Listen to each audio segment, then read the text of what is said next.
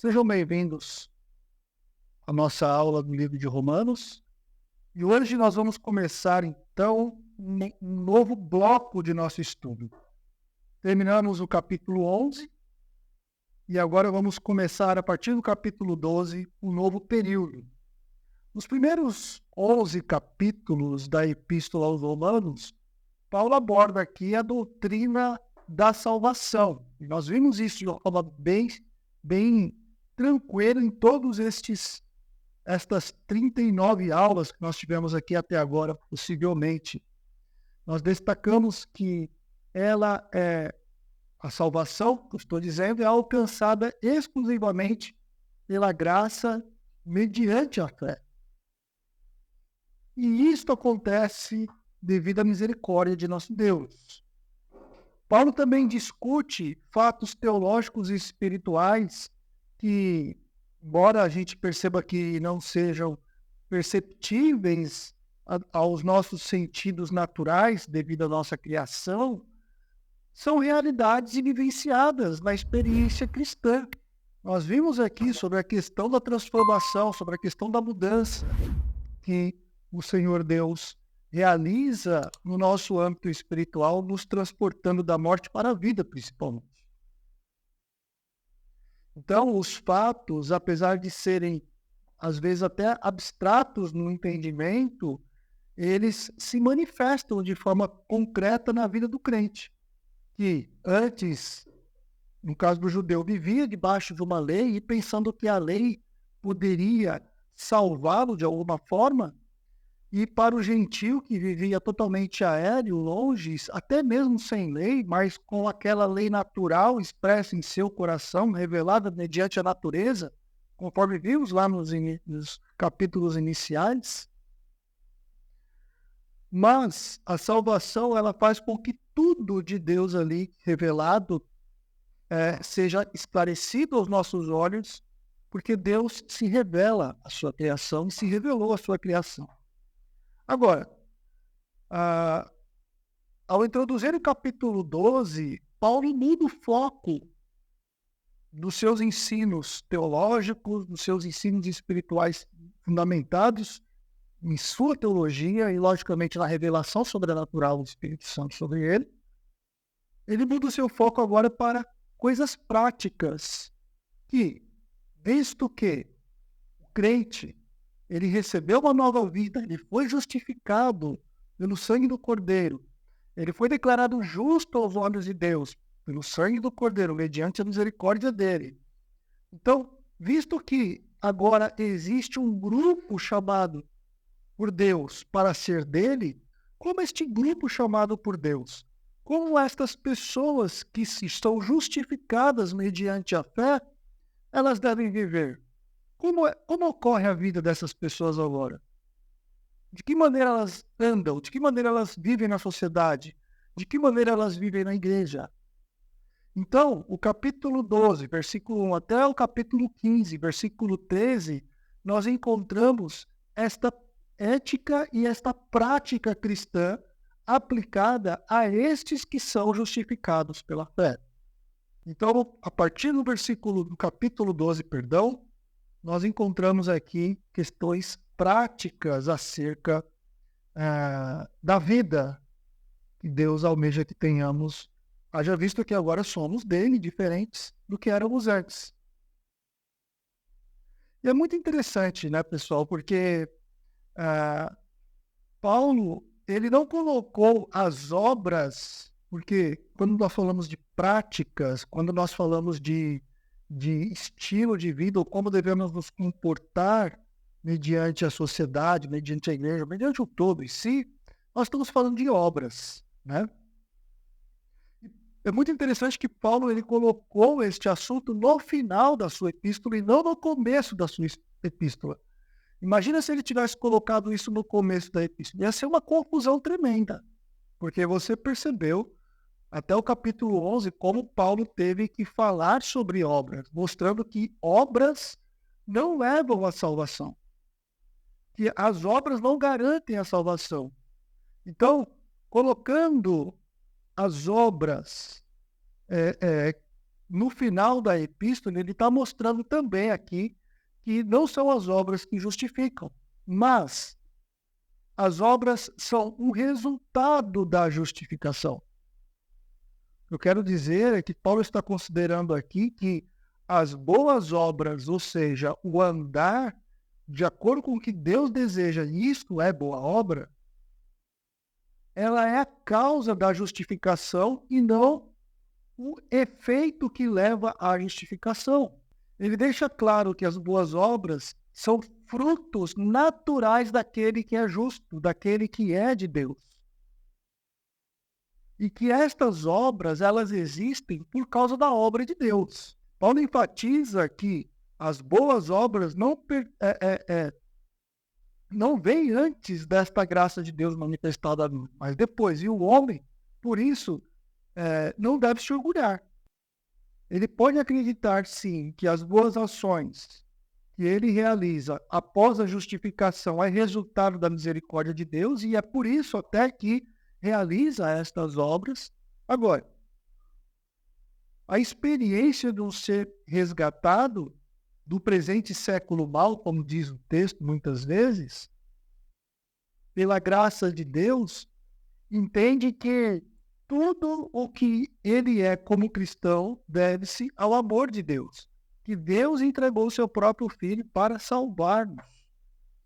Esta compreensão de que Deus entregou o seu próprio Filho para nos salvar, leva o crente, leva este que foi justificado, declarado justo mediante a fé, a responder a este amor, a responder a esta graça com gratidão. E esse amor, esta graça, são a verdadeira motivação, podemos dizer assim, que leva todo crente a realizar as obras na sua vida, as boas obras na sua vida. Ou seja, que leva o crente a viver de maneira que agrade a Deus. Então, o que eu estou falando aqui é que as boas obras não são o resultado de esforços do homem para merecer o céu, mas é a expressão de um espírito amoroso, de um espírito de gratidão em resposta à salvação que essa pessoa recebeu. Se hoje você canta louvores, é em resposta ao que você recebeu. Se hoje você cultua a Deus, é em resposta ao que você recebeu. Se hoje você serve ao Senhor, seja Ele no seu trabalho, seja Ele na sua vizinhança, seja Ele na sua igreja, seja Ele onde for, tudo isso é em resposta ao que você recebeu. E essas obras não vêm de um espírito egoísta, nós vamos perceber isso. Estas obras, a manifestação do que nós fazemos, não vem de um espírito onde aquele espírito onde a pessoa está querendo fazer ou faz para querer se mostrar. Se for por isso, isso daí é inútil que a pessoa está fazendo. Então, aqui, nesta sessão, Paulo começa a estabelecer os princípios que devem reger a vida prática cristã. Versículo 1 e 2, ele mostra isso, e depois, nos seguintes, ele vai aqui aplicando como esses princípios em diversos aspectos da vida. Até lá no capítulo 15, versículo 13, ele começa a aplicar esses princípios, essa prática, podemos dizer assim, em diversas áreas da vida. E essa sessão, pessoal, ela é muito importante para entendermos como que a doutrina da justificação pela fé se traduz em vida prática de santidade e de serviço ao Senhor. E isso demonstra, como eu disse anteriormente, o resultado da fé em uma transformação na vida do crente. Vamos ler Romanos capítulo 12, versículos 1 e 2. Romanos capítulo 12, versículos 1 e 2. Você pode deixar aberto aí na sua Bíblia, Romanos capítulo 12, certo? Vou ler aqui. Portanto, irmãos, rogo-lhes pelas misericórdias de Deus que se ofereçam em sacrifício vivo, santo e agradável a Deus. Este é o culto racional de vocês. Não se amoldem ao padrão deste mundo, mas transformem-se pela renovação da sua mente, para que sejam capazes de experimentar e provar a boa, agradável e perfeita vontade de Deus. Neste trecho, Paulo exorta os cristãos a dedicarem os seus corpos ao serviço de Deus. E ele fundamenta esta exortação que ele faz aqui nas misericórdias de Deus. Por que devemos fazer tudo isso? Por causa das misericórdias de Deus. Devemos considerar tudo o que Deus fez por nós, especialmente a salvação através do Senhor Jesus Cristo e tudo que Deus faz por nós. E devemos nos oferecer, quando falar que o nosso corpo é nós, nos oferecer como instrumentos de serviço ao Senhor. Eu não vou entrar aqui no mérito agora do que é esse serviço, o que serviço é esse aqui, mas no decorrer aqui dos estudos vocês vão perceber o que vem a ser esse serviço. Paulo ensina que essa dedicação é um sacrifício, uma oferta a Deus. É muito interessante quando ele usa esse termo, ou essa expressão, né, de sacrifício ou de oferta a Deus, porque lembre-se que os seus leitores da igreja que está ali em Roma era composta de gentios e judeus. Então, os judeus, quando leu essa questão de sacrifício, ele foi arremetido lá para o Antigo Testamento. E o gentio, quando leu essa questão do sacrifício, também foi arremetido à sua prática anterior, que era de sacrifício de animais, etc. e tal, né? Ambos, tanto o judeu quanto o gentio, sacrificavam animais aqui para Deus, ou seus deuses, ok? No Antigo Testamento, os sacrifícios serviam para expiar pecados ou para expressar gratidão e devoção. Para o povo gentil, os sacrifícios eram para aplacar a ira de seus deuses, ou para pedir coisa para os seus deuses, ou para pedir bênçãos, ou para pedir bem-sucessão na colheita, etc, etc. No Antigo Testamento era muito voltado à gratidão, devoção, expiação de pecados e tudo mais. No Novo Testamento, o sacrifício do corpo dos cristãos não era para expiar pecados. Aqui, como nós estamos vendo, o sacrifício do corpo do cristão, né, você não vê nenhum cristão saindo por aí se sacrificando, se matando. Não é isso, o texto não está falando isso. Mas aqui está levando em consideração ou nos levando a pensar em algo que o Antigo Testamento mostrava. Ou seja, realização de algo de algo que exija um esforço em prol de alguma coisa. O sacrifício corporal, físico, ele já foi realizado em Cristo. Cristo já cumpriu a função. Eis o Cordeiro de Deus que tira o pecado do mundo, que foi, segundo Isaías 53, foi imolado, derramou seu sangue na cruz. Foi moído por nossas transgressões.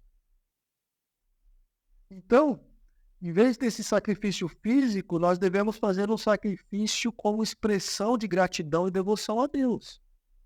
Uma resposta natural de todo pecador que tem Jesus em seu coração, que foi justificado pela fé, é uma resposta de gratidão e devoção a Deus.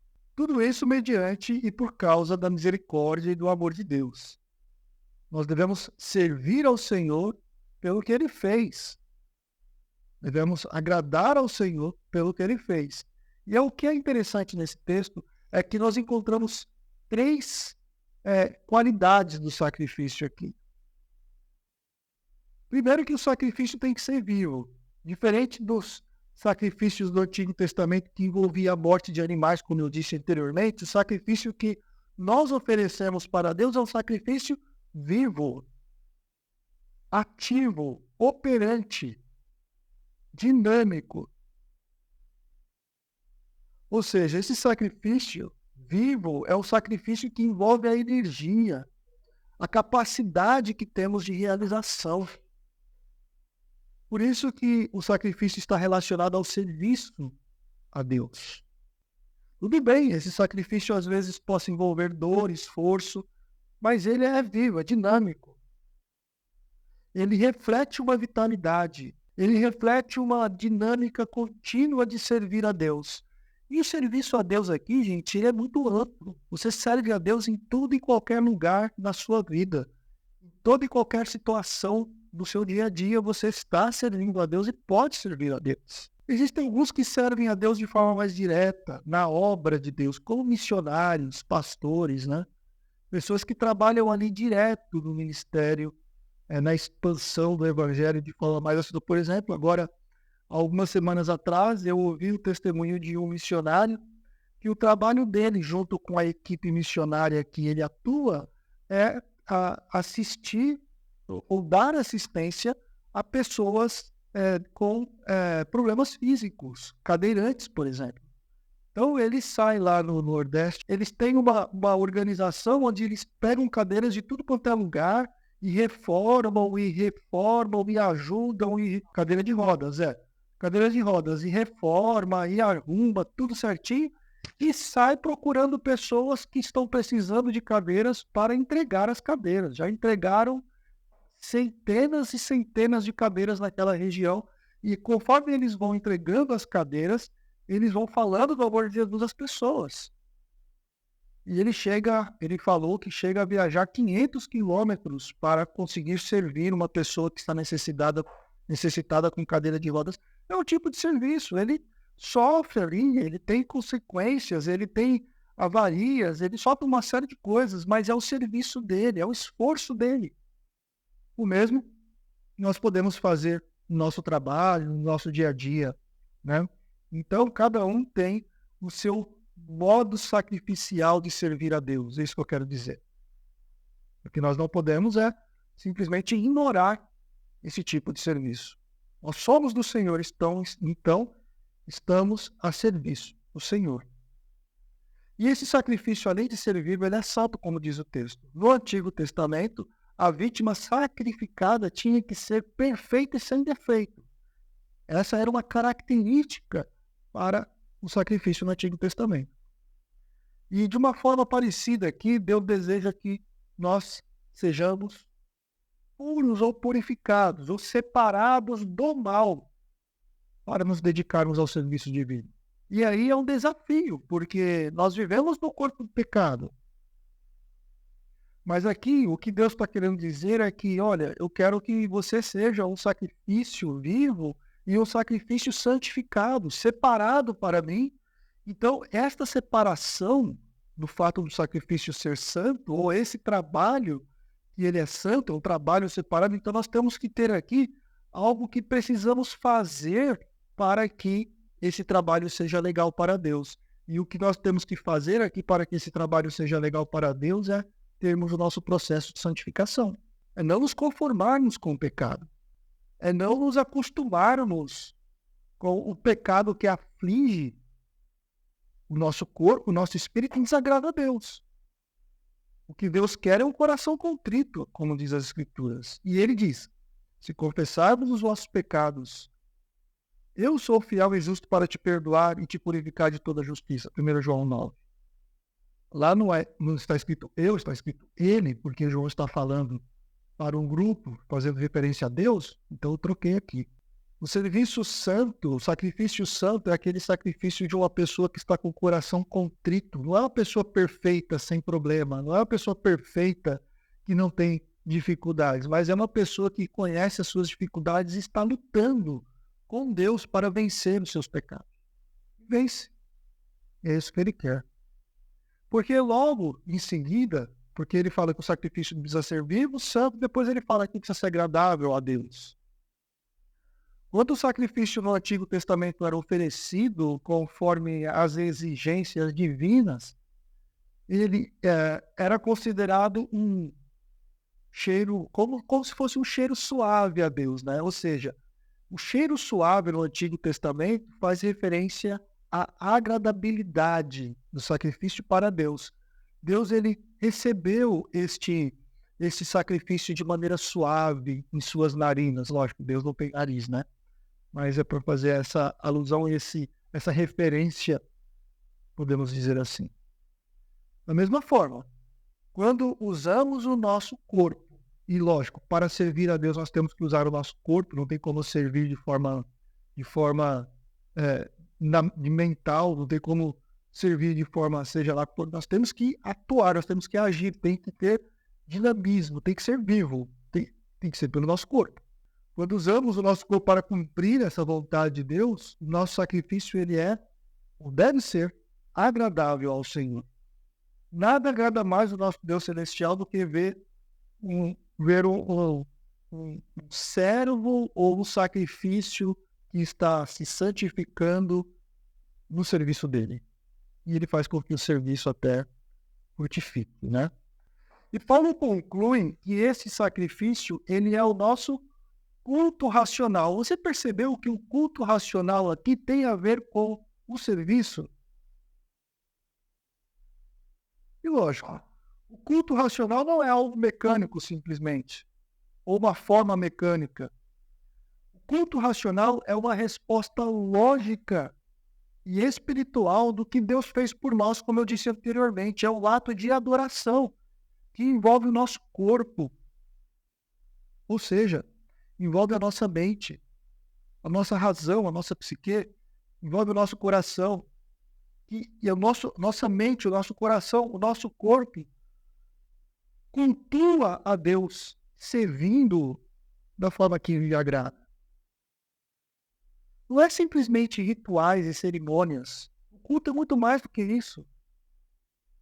O verdadeiro culto a Deus é um viver diário na presença de Deus, em que nós, como pessoa, como corpo, mente, coração, espírito, tudo está em harmonia, respondendo ao amor de Deus, servindo a Deus onde você estiver, dando testemunho de Deus, do Senhor Jesus Cristo, vivendo, dando testemunho do amor por Ele, por nós, não é? Fazendo a diferença, sendo luz em meio às trevas. Quando nós chegamos no versículo 2, então, Paulo apresenta um chamado bem forte para essa transformação. E ele fala, olha, transforme sua mente. Tudo bem, eu preciso ser um sacrifício vivo para Deus, já que eu fui justificado, como vimos nos 11 capítulos anteriores, já que ele me escolheu, já que eu fui justificado mediante a fé, então eu preciso servi-lo de forma dinâmica, ativa. Preciso servi-lo de forma santa, purificando-me mesmo. Eu preciso me oferecer como um culto a Deus de forma agradável a Ele. E para isso, eu preciso transformar minha mente. E o versículo 2, ele entra nesse mérito. O versículo 2 destaca aqui que para viver uma vida conforme a vontade de Deus, ou seja, para você ser um sacrifício vivo, santo e agradável a Deus, é necessário experimentar uma renovação constante e profunda da mente. E aqui, galera, que é o X da questão. Essa transformação de mente é o que muitas vezes nós, como crentes no Senhor Jesus Cristo, estou falando nós como todo, tá bom? Deixamos a desejar, pecamos.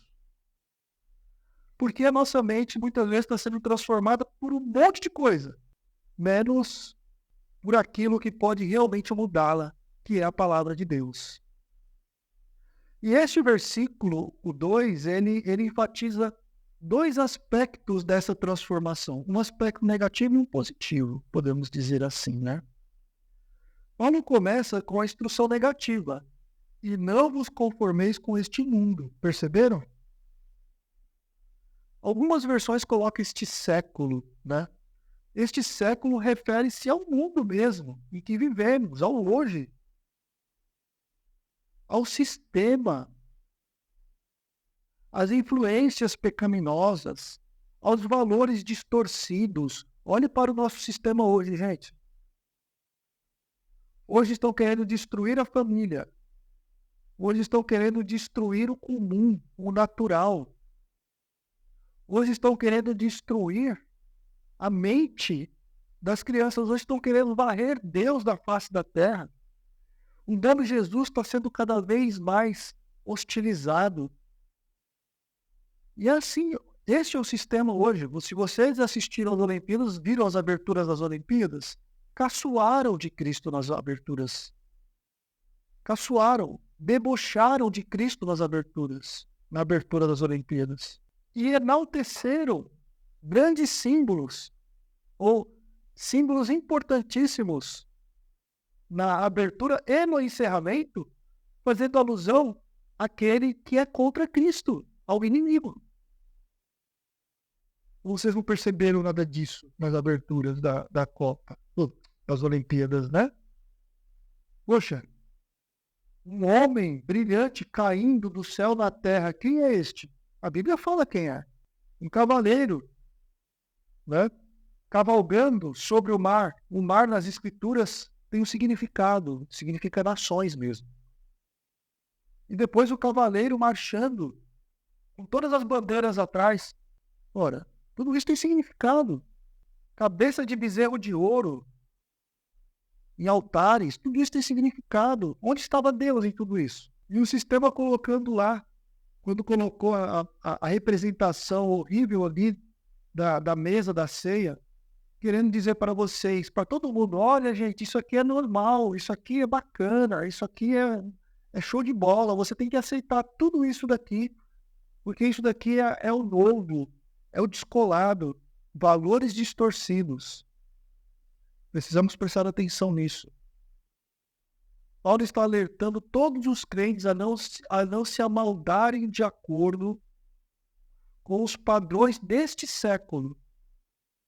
E esses padrões, eles são contrários ao reino de Deus.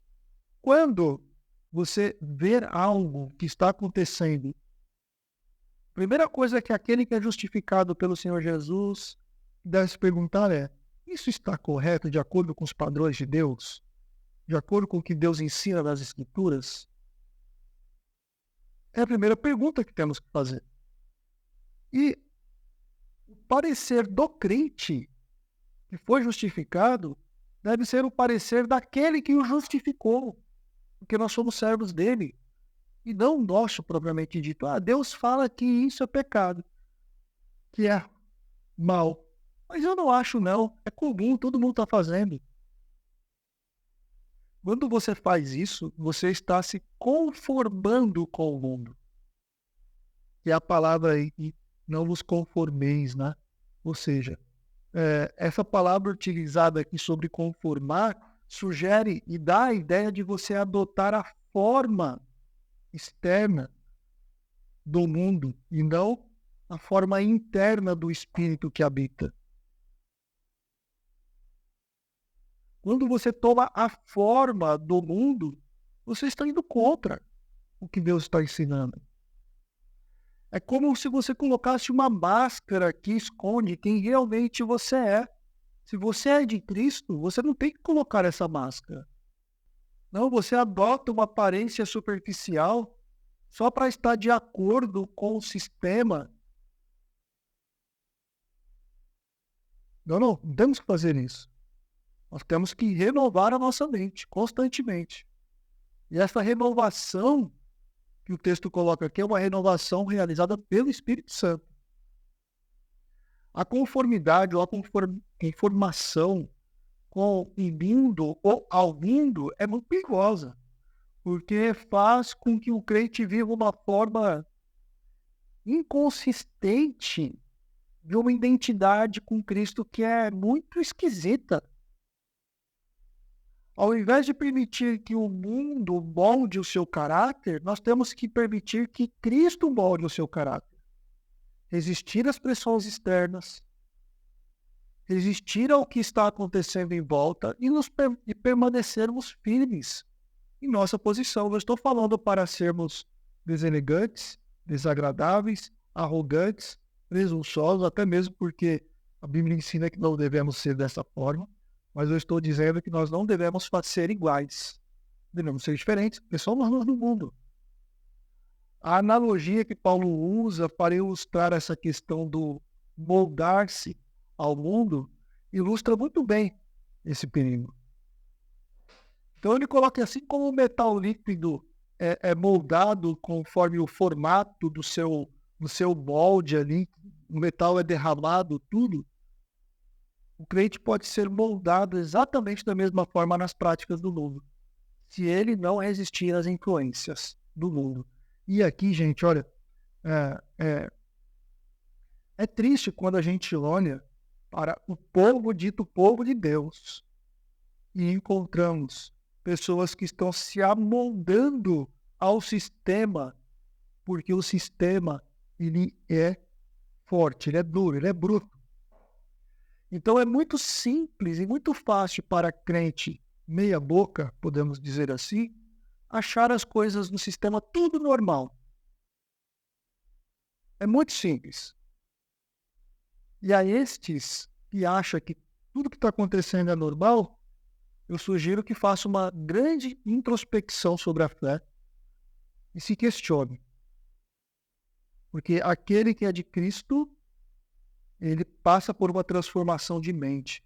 E essa transformação é constante. Se ela não está sendo constante, você precisa fazer uma introspecção. O aspecto positivo da exortação de Paulo aqui, o negativo foi aquele, né, que eu acabei de falar aqui, que é o não vos conformeis com este mundo ou com este século. E o positivo é que ele diz, transformai-vos pela renovação da vossa mente. A transformação mencionada aqui é mais do que uma simples mudança externa que a gente pode colocar ou externalizar. A transformação aqui, o texto dá a ideia de uma metamorfose mesmo, que começa de dentro e que se manifesta fora. Essa transformação, essa metamorfose é algo que tem que começar no interior. E diga-se de passagem aqui, pessoal, nenhuma mudança permanece se não for uma mudança de dentro para fora. Porque qualquer mudança de fora para dentro não é mudança, é adaptação. Paulo utiliza aqui o mesmo termo que foi utilizado para descrever a transfiguração de Cristo. Ou seja, a glória de Cristo, ela transpareceu. A glória, ela veio de dentro para fora, no monte lá da transfiguração. É o mesmo termo que Paulo usou aqui.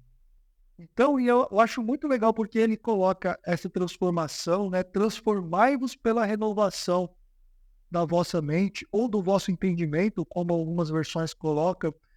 Se ele tivesse ocultado vossa mente ou vosso entendimento e colocar somente transformai-vos pela renovação, parece que ia ficar um vácuo aqui, né? Ah, beleza, eu tenho que me transformar pela renovação. Mas ele colocou a mente, porque tudo está aqui, gente. Tudo está aqui. O que eu olho está aqui. O que eu falo sai daqui. O que eu ouço está aqui. O que eu falo é resultado do que está aqui. Se eu encho a minha cabeça de coisa ruim, só vai sair coisa ruim da minha boca e das minhas ações, logicamente. Eu sempre digo, gente, olha, as nossas reações começam com pensamentos. Depois, ela é expressada por palavras. E depois das palavras, vem as ações. Pensamento, palavras e ações. Então, foi fantástico o que Deus colocou aqui. Transforme, renove a sua mente, ou seja, recicle constantemente a sua mente, o seu modo de pensar, o que você está pensando, o que você está agindo, de forma que você está agindo. Olha, aqui é o segredo. Essa transformação ocorre, como eu disse, por esta renovação. Este é o processo contínuo. Este é o realinhamento do pensamento do crente aos valores da vontade de Deus. A mente humana, afetada pelo pecado, ela, de forma natural, tende a fazer aquilo que é gostoso para o pecado. De forma natural, a mente humana ela é egoísta, ela distorce as coisas de Deus. Por isso é necessário que constantemente, continuamente, a gente renove a nossa mente. Agora, tem um propósito para fazer isso, é ou não é? O versículo 22 ali diz, olha, pela renovação da sua mente, para que sejam capazes de experimentar e comprovar algo, o que é a boa, agradável e perfeita vontade de Deus. O objetivo final da transformação da mente, da renovação dessa mente, é experimentar A boa, agradável e perfeita vontade de Deus. Às vezes as pessoas gostam de perguntar, mas como eu vou saber qual é a vontade de Deus? Renove a sua mente, que você vai experimentar a vontade de Deus. Por quê? Porque você vai se aproximar mais dele. Paulo está dizendo aqui que à medida que a nossa mente é renovada, nós somos capazes de discernir, nós somos capazes de testar, nós somos capazes de comprovar a vontade de Deus em nossa vida. À medida que a nossa mente estiver sendo renovada. E esse processo é o oposto da rejeição da vontade de Deus, que foi colocado lá no capítulo 1, versículo 21 e 23. Aqui o que Paulo está colocando é o oposto daquilo. Então, como que eu sei qual é a vontade de Deus? Como que eu me aproximo da vontade de Deus cada vez mais? Renovando a mente. A vontade de Deus descrita pelo apóstolo Paulo, ela é boa, ela é agradável, ela é perfeita. E quem não quer viver a vontade de Deus? E esta é a ideia que deve seguir todas as ações do crente.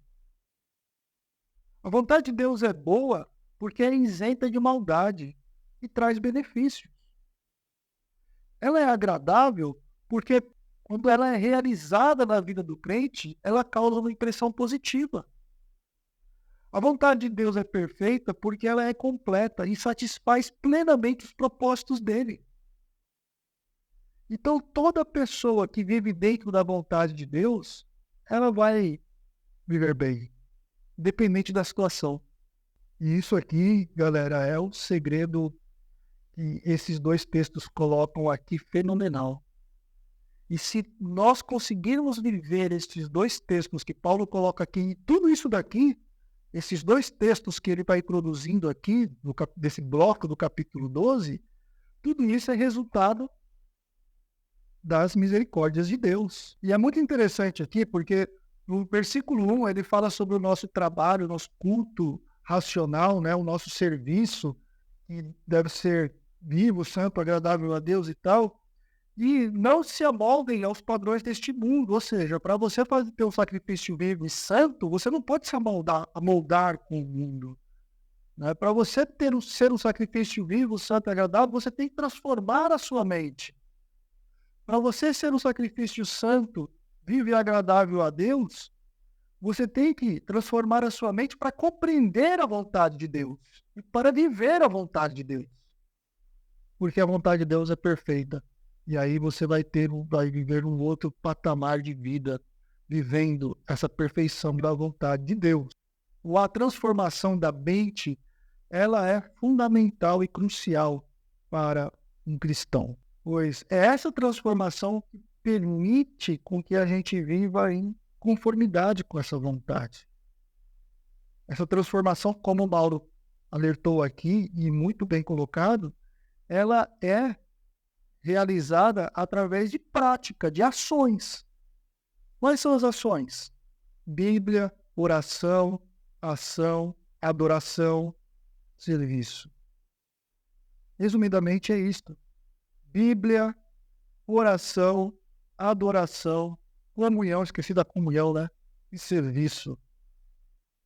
O crente precisa da Bíblia, como o Mauro colocou aqui, muito bem colocado.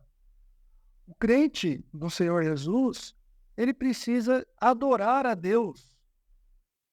O crente no Senhor Jesus, ele precisa de comunhão com os santos. Estou falando de igreja. O crente no Senhor Jesus, ele precisa servir ao Senhor com alegria, como diz os Salmos, né? Essa é a vida do crente. Como que ele vai viver conforme a vontade de Deus, conhecendo Deus, se relacionando com Deus? Você vai expressar a sua gratidão pelo que Deus fez com você no seu cotidiano, no seu dia a dia, constantemente. Essa transformação ela é uma obra contínua do Espírito Santo. Nós não somos perfeitos e, ao aceitarmos Jesus como o único e suficiente Salvador, não fomos feitos perfeitos, mas recebemos a capacitação chamada Espírito Santo para que possamos viver dessa forma como esses textos dizem. Ele nos capacita a resistir a não nos conformarmos com o mundo. Ele nos capacita a vivermos de acordo com os valores do reino, revelando a glória de Deus através da nossa vida diária, constantemente. Agora, eu falo para vocês, irmãos, o sistema é bruto, é duro. Às vezes você fala assim, não, mas os crentes no Senhor Jesus, eles eram perseguidos só lá no Império Romano, ou na Idade Média. Não, hoje. Hoje tem empresas que não contratam pessoas que professam a fé em Jesus Cristo. Sim, tem. Não é longe, aqui no Brasil mesmo. E hoje existem empresas que, se você não está entranhado no sistema, onde está todo mundo lá pintado com cabelinho azul, todo mundo lá se pegando, porque é tudo liberado, é tudo cool, é tudo isso, é tudo aquilo, é tudo woke, é tudo assim. Se você não reza essa cartilha, você não se adequa à empresa. E a empresa te manda embora, porque vai contratar alguém de cabelinho azul para ficar no seu lugar. Por quê? Porque você não se adequa à cultura. Se você não aceita tais práticas, e a empresa aceita tais práticas, então você não é bem-vindo à empresa. Então, gente, o sistema está cruel para o cristão. Você não tem noção, talvez. Então, vamos nos apegar ao nosso Deus, renovar a nossa mente e crer que Ele, Deus, fará o que é melhor. E Ele faz o que é melhor. Pode ter certeza. E a partir então do versículo 3 em diante, Paulo vai começar a aplicar no nosso cotidiano essas realidades que ele colocou nesses 2 versículos. E aí ele vai começar a falar sobre uma série de situações aqui, ou de circunstâncias que o crente está inserido, que ele deve expressar, e de como ele deve expressar este sacrifício vivo, santo e agradável a Deus, que é o culto racional, e de como ele deve renovar a sua mente, para que compreenda a vontade de Deus. Então nós vamos parar por aqui e semana que vem nós nos encontramos, se assim Deus permitir, tá bom? Deus abençoe a todos vocês e tenham um bom restante de semana.